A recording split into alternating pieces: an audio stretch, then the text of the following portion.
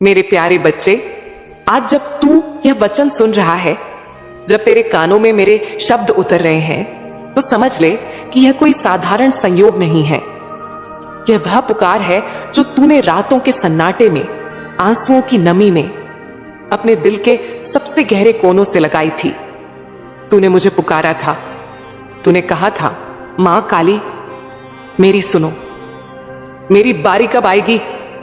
और आज मैं मां काली स्वयं तुझसे कह रही हूं कि तेरी वह पुकार खाली नहीं गई, तेरे आंसू व्यर्थ नहीं गिरे, तेरे विश्वास ने मुझे बांध लिया है। मैं देख रही हूं मेरे बच्चे कि तू किन कठिन हालातों से गुजर रहा है। हर ओर से अंधेरा घिरा हुआ था, हर तरफ से तुझे धक्का लगा था। रिश्तों ने तुझे समझा नहीं, हालातों ने तुझे तोड़ा, और कभी कभी तो तुझे लगा कि अब सब खत्म हो जाएगा। लेकिन मेरे बच्चे, तू टूटा नहीं, तू बिखरा नहीं। तूने मुझ पर भरोसा रखा, और यही भरोसा तेरी सबसे बड़ी पूंजी है। तेरी जगह कोई और होता तो शायद गिरकर उठता ही नहीं, लेकिन तूने अपने हाथ जोड़े रखे। तूने मुझसे कहा, मां चाहे सब मेरा साथ छोड़ दें, आप मेरा साथ मत छोड़ना। और देख, मैं आज भी तुझसे कह रही हूं कि मैं कहीं नहीं गई थी। हर उस रात जब तू आंसुओं में भीग कर सोया, मैं तेरे सिरहाने खड़ी थी। हर उस दिन जब तूने सोचा कि अब कौन मेरी मदद करेगा, मैं तेरे भीतर साहस बनकर मौजूद थी। तेरे जीवन की हर कठिनाई कोई सजा नहीं थी मेरे लाल, वह तेरी शक्ति गढ़ने का माध्यम थी। जब लोहा तपता है तभी तलवार बनती है, जब बीज मिट्टी में दबता है, अंधेरे में घुटता है, तभी अंकुर बनकर सूर्य की ओर बढ़ता है। तू भी उसी बीज की तरह था। तू मिट्टी में दबा हुआ था, चारों ओर अंधेरा था, सांस घुट रही थी, लेकिन भीतर जीवन की ज्वाला सुलग रही थी। और आज वही बीज अंकुर बनने वाला है। आज वही अंधेरा तेरे उजाले की घोषणा करने वाला है। मेरे बच्चे, अब प्रतीक्षा मत कर। अब यह मत सोच कि और कितना समय लगेगा। तू जिस वीडियो तक पहुंचा है, यह मेरा संकेत है कि अब तेरा समय आ गया है। यह संयोग नहीं है कि तू इसे देख रहा है, यह तो मैंने ही तुझे भेजा है। मैं चाहती हूं कि तू जान ले, अब तेरी किस्मत चमकने से कोई नहीं रोक सकता। अब तेरी जिंदगी का वह पन्ना खुलने वाला है जहां से तुझे हंसी मिलेगी, सुकून मिलेगा, सम्मान मिलेगा। मैं जानती हूं कि लोगों ने तुझसे क्या कहा। किसी ने तुझे अलग अलग उपाय सुझाए। किसी ने कहा, यहां जा, वहां जा, ये कर, वह कर। तूने कई उपाय किए, तूने दर दर माथा टेका, तूने अनेक रास्ते आजमाए। लेकिन सुन ले मेरे बच्चे, उपाय तभी सफल होते हैं जब ब्रह्मांड की अनुमति होती है, और जो ब्रह्मांड ने लिख दिया है उसे कोई मिटा नहीं सकता। तेरी ताकदीर में जो लिखा गया है वह होकर रहेगा। अब समय आ गया है कि तेरे जीवन की पंक्तियां सुनहरी रंग से भरे। तू घबराता क्यों है? तू डरता क्यों है? तेरी मां काली तेरे साथ खड़ी है। मैं तुझे गिरने नहीं दूंगी। ये सब जो तूने सहा, ये सब तुझे मजबूत करने के लिए था। क्योंकि जब बड़ी बड़ी नेमतें, जब महान जिम्मेदारियां तेरे जीवन में आएंगी, तो उन्हें संभालने के लिए तुझे तैयार होना पड़ेगा। और आज तू तैयार है। अब जब तू आगे बढ़ेगा तो रुकावटें तुझे डरा नहीं पाएंगी, क्योंकि तूने कठिनाइयों का सामना कर लिया है। अब जब सफलता आएगी तो तू घमंड में नहीं बहेगा, क्योंकि तूने दर्द का स्वाद चखा है। अब जब सम्मान मिलेगा तो तू उसे ठुकराएगा नहीं, बल्कि उसे नम्रता से स्वीकार करेगा। यही तेरी शक्ति है, यही तेरा उजाला है। मेरे प्यारे बच्चे, तेरे लिए सुबह हो रही है, अंधेरे की रात खत्म हो रही है। अब तेरे जीवन में नया सवेरा उतर रहा है। जो तूने खोया उससे बड़ा तुझे मिलने वाला है। जो तुझसे छिन गया उससे कहीं अधिक तुझे मिलना है। मैं तुझे खाली हाथ नहीं रखूंगी, मैं तुझे विश्वास का फल दूंगी। तू अब हिम्मत मत हार। अब रोना बंद कर। अब अपने दिल में यह संकल्प भर ले कि तेरी मां काली तुझे उठाने आ गई है। अब तुझे वही मिलेगा जिसकी तूने कल्पना की थी। तेरे मन की गहराइयों में जो इच्छा दबी हुई थी, वह पूरी होने जा रही है। मैं तुझे वचन देती हूं कि तेरा समय आ गया है। मेरे बच्चे, यह याद रख, तू तू अकेला नहीं है, तू मेरा है। मैं तेरे साथ हूं, चाहे लोग कुछ भी कहें, चाहे दुनिया तुझे समझे या ना समझे, मैं तुझे समझती हूं। तू मेरा दुलारा है, और जब मैं तेरे साथ हूं तो फिर डरने की कोई वजह नहीं है। अब तैयार हो जा उस नए अध्याय के लिए। अब अपनी आंखों से आंसू पोंछ और होठों पर मुस्कान ला, क्योंकि अब तेरे जीवन में वह पल आने वाला है जिसका तूने सपना देखा था। अब तेरा भाग्य चमकने वाला है, अब तेरी किस्मत बदलने वाली है। यह मेरा वचन है, यह मेरा आशीर्वाद है। मेरे प्यारे बच्चे, तेरे जीवन की यह कठिन घड़ी अब समाप्त हो रही है। अब तेरा जीवन नई रोशनी, नई ताकत और नई खुशियों से भरने वाला है। तू अब उड़ान भरेगा, तू अब ऊंचाइयों को छुएगा, और जब तू पीछे मुड़कर देखेगा तो कहेगा, हां, मां काली ने मेरा हाथ थामा था, तभी मैं यहां तक पहुंचा हूं। मेरे बच्चे, मैं जानती हूं कि तेरे मन में कभी कभी यह विचार आता है कि दुनिया के सारे दुख तेरे ही हिस्से में आ गए हैं। तू सोचता है कि तेरी जिंदगी ही सबसे कठिन है, तेरे रास्ते ही सबसे मुश्किल हैं, तुझे ही बार बार छोटी क्यों मिलती है। लेकिन सुन मेरे बच्चे, यह सोच अधूरी है। ऐसा नहीं है कि दुख केवल तुझ पर ही आया है। हर इंसान, हर आत्मा इस जीवन यात्रा में अपने अपने सुख और कष्ट लेकर चलता है। कोई बाहर से हंसता दिखता है, लेकिन भीतर से टूटा हुआ होता है। कोई बाहर से मजबूत दिखता है, लेकिन भीतर में भय और चिंता का सागर छुपा होता है। देख मेरे लाल, जीवन की यह लीला ऐसी ही है। हर इंसान को अपने अपने कर्मों का फल भोगना होता है। अगर तुझे आज कठिनाई मिली है तो यह तेरे ही कर्मों के कारण है, लेकिन इसका अर्थ यह नहीं कि तू सबसे अधिक पीड़ित है। यह भी सत्य है कि जब तू दुख में होता है तो तेरा मन बार बार उस दुख को याद करता है, उसे सोचता है, उसे जीता है। लेकिन जब सुख आता है तो अक्सर लोग उसे सामान्य मानकर छोड़ देते हैं। वे सोचते हैं अभी समय है, आगे जीवन में सुख भोगेंगे, अभी तो और मेहनत करनी है और आगे देखना है। पर मेरे बच्चे, यही तो भूल है। जो आज तुझे मिल रहा है उसका सम्मान करना सीख। जो खुशी आज तुझे मिली है उसे महसूस करना सीख, क्योंकि कल वही पल लौटकर नहीं आएगा। हर दिन, हर क्षण जीवन में अद्वितीय है। यह तोहफा है, वरदान है। तू अपने दुख को बार बार अनुभव करता है, उसे भीतर तक जी लेता है, तो फिर सुख को क्यों नहीं? सुख को भी उसी गहराई से महसूस करना सीख।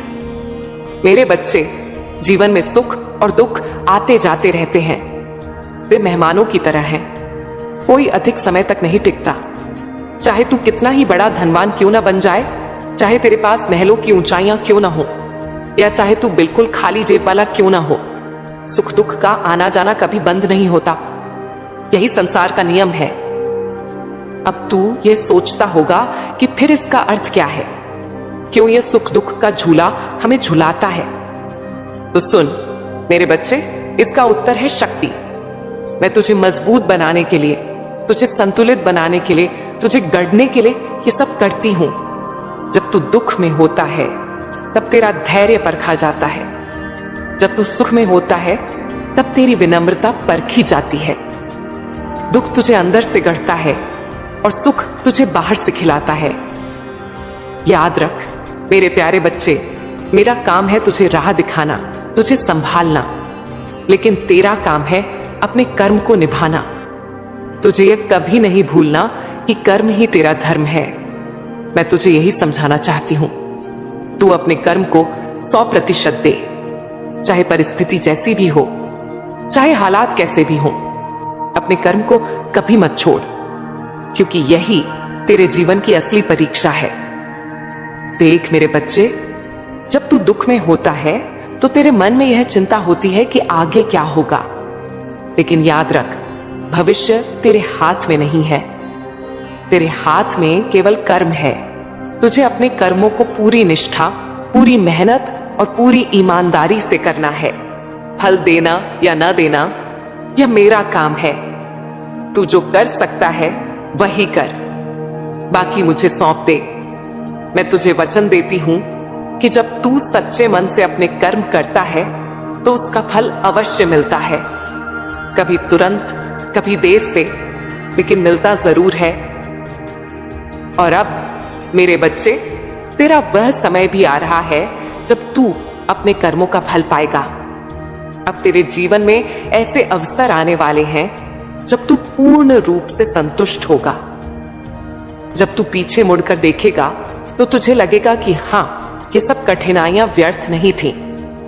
मेरे बच्चे, सुख और दुख दोनों की अपनी भूमिका है।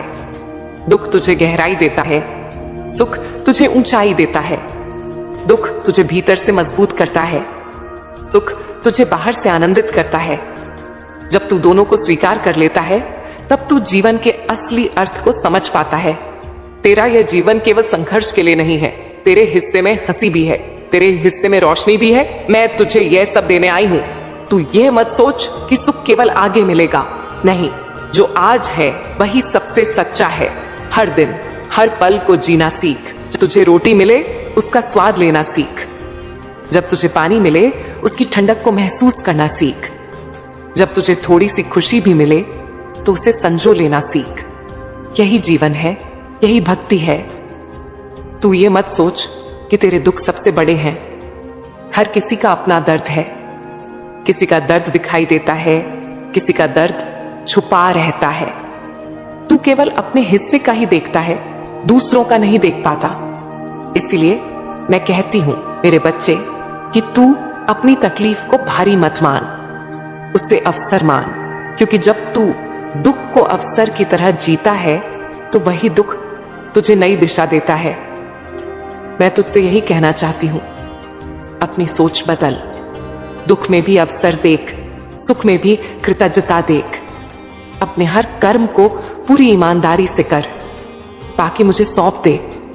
जब तू अपने कर्म को निभा देगा तो मैं तुझे उसका फल दूंगी, यह मेरा वचन है। अब तेरी जिंदगी में ऐसे अवसर आ रहे हैं जब तू केवल संतोष ही नहीं पाएगा बल्कि गर्व भी करेगा कि तूने हार नहीं मानी। अब तुझे वह मिलेगा जिसकी तूने कल्पना की थी। अब तेरा जीवन नई ऊर्जा से भरने वाला है। अब तेरे आंसू मुस्कान में बदलने वाले हैं। मेरे प्यारे बच्चे, तू बस इतना याद रख, सुख और दुख दोनों ही मेरे उपहार हैं। उन्हें स्वीकार कर, उन्हें जी। दुख से डर मत, सुख को टाल मत, हर पल को अपने भीतर उतार। और सबसे महत्वपूर्ण, अपने कर्मों को न छोड़, क्योंकि यही कर्म तुझे तेरे मंजिल तक ले जाएंगे। मैं तेरे साथ हूं। जब तू रोया मैं पास थी, जब तू हंसा मैं साथ थी, और जब तू भविष्य की राह पर चलेगा तब भी मैं तेरा हाथ थामे रहूंगी। अब तैयार हो जा, क्योंकि तेरे जीवन में नए अवसर, नई राहें और नया सवेरा उतरने वाला है। मेरे प्यारे बच्चे, अब मैं तुझे एक कहानी के माध्यम से समझाना चाहती हूं। इसको सुनकर ही जाना। यह कहानी है अनुज और वंशिका की। यह कहानी सिर्फ अनुज और वंशिका की नहीं है, यह कहानी उन सभी आत्माओं की है जो भूलकर भी खुद को भूल जाती हैं, जो दूसरों के लिए जीती हैं पर खुद के लिए जाल बुन लेती हैं, जो दूसरों की खुशियों में सब कुछ डाल देती हैं पर अपनी जरूरतों को अनसुना कर देती हैं। यह कहानी तुझे यह समझाएगी कि ब्रह्मांड कैसे संकेत भेजता है, कैसे एक साधारण मुलाकात तेरे पूरे जीवन का रास्ता बदल देती है, और कैसे एक साधारण भक्त, एक सच्चा साहचर्य तेरी किस्मत की धुरी बन सकता है। अनुज एक ऐसा नौजवान था जिसका दिल बड़ा था। उसकी सूरत पर नहीं, उसके कृत्यों पर हाथ टिकता था। वह दूसरों के लिए जीता, दूसरों की परेशानियां उसके लिए सब कुछ थीं, और अपनी जरूरतें, अपनी खामोशी, अपने अंदर के जख्म वह अक्सर पीछे ढक देता। घर आता तो मां पूछती, बेटा तुझे क्या चाहिए, पर वह जवाब नहीं दे पाता। दोस्त बुलाते तो वह चला जाता। काम के सिलसिले में घर से दूर निकल पड़ता। किसी की मदद करनी हो तो बिना सोचे समझे हाथ आगे कर देता। वह ना तो अपना समय गिनता, न अपनी ऊर्जा की कीमत। उसके लिए दोस्ती का अर्थ था पूरी तरह समर्पण। पर मेरे लाल, समर्पण अच्छे कर्मों की जड़ होती है, पर जब समर्पण अज्ञान से जुड़ जाए तो वही फूल कांटे बनकर चुभने लगते हैं। अनुज की जिंदगी में यही हुआ।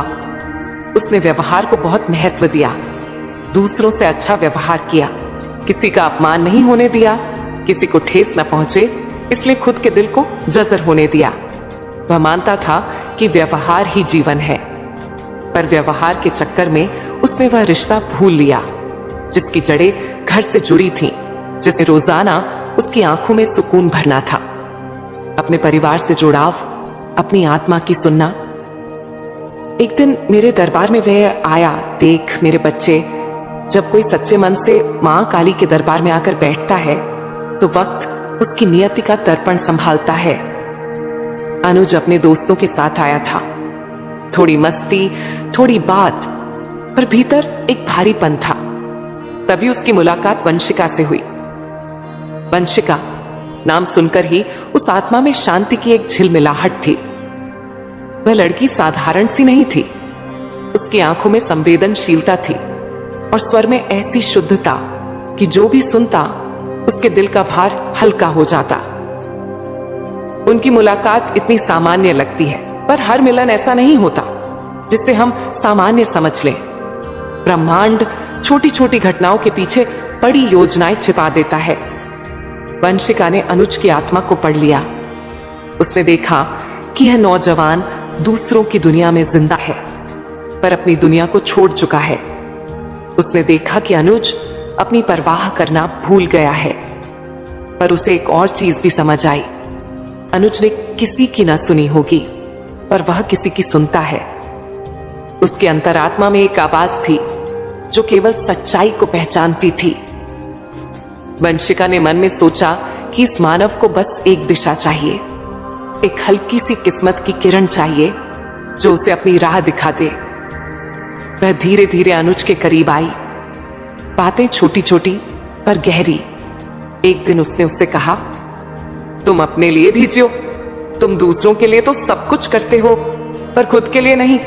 पढ़ो, सीखो, अपने अंदर भी कुछ बनाओ।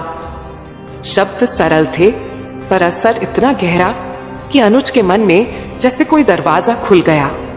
उसने कहा, पर लोग क्या कहेंगे, मेरा समय कहां मिलेगा? वंशिका ने कहा, समय वह नहीं जो लोगों के पास है, समय वह है जो तुम अपने अंदर निकालो। अगर तुम खुद को बदलना चाहते हो तो शुरुआत छोटे कदमों से करो। और उस छोटी सी सलाह ने अनुज के जीवन की दिशा बदल दी। उसने लाइब्रेरी ज्वाइन की, पहले डर के साथ, फिर उत्साह के साथ। किताबों ने उसे ऐसा सिखाया जो दुनिया की भीड़ ने नहीं सिखाया। खुद से प्यार करने का तरीका, आत्म अनुशासन, सिद्धांत के साथ कर्म। उसने पढ़ाई की, मेहनत की और धीरे धीरे उसका भविष्य का रास्ता आकार लेने लगा। आज वही अनुज दिल्ली में सब इंस्पेक्टर है, एक आदमी जो न केवल अपने परिवार का मान बढ़ाता है बल्कि समाज के भीतर न्याय का दीपक जलाता है। और वंशिका उसकी दोस्त बनी रही। वह वही पवित्र आत्मा थी जिसे मैंने उसके जीवन में भेजा था, एक मार्गदर्शक, एक दर्पण, एक साथी। अब उनकी शादी भी नजदीक है, पर उससे भी ज्यादा महत्वपूर्ण वह सफर है जो उन्होंने एक दूसरे के साथ किया। मेरे प्यारे बच्चे, यह कहानी बस एक उदाहरण है। दुनिया में ऐसे अनगिनत अनुज हैं और उन सबके लिए वंशिका जैसी आत्माएं, कभी दोस्त, कभी गुरु, कभी सहचरी, ब्रह्मांड उन्हें भेजता है। पर प्रश्न यह है, हम उन संकेतों को कैसे पहचानें? हम उन मार्गदर्शकों को कैसे पहचानें जो हमें टटोलने, जगाने और अपने भीतर की आवाज को सुनने में मदद करते हैं? सुन ले, मैं तुझे सीधे साफ बताती हूं। यह संकेत अक्सर धीमे और नम्र होते हैं। वे तेज नहीं बोलते, वे बार बार छोटे छोटे तरीकों से आते हैं। किसी का अचानक मिलना, एक किताब का खुल जाना, एक गीत का बार बार कान में बजना, सपने में एक पुराना चेहरा आना, किसी के बोलने से अचानक दिल में ठहराव आना। यह सब संयोग नहीं है, यह ब्रह्मांड की छोटी छोटी भाषा है। जब तू भटक रहा होता है तब ब्रह्मांड ऐसे संकेत भेजता है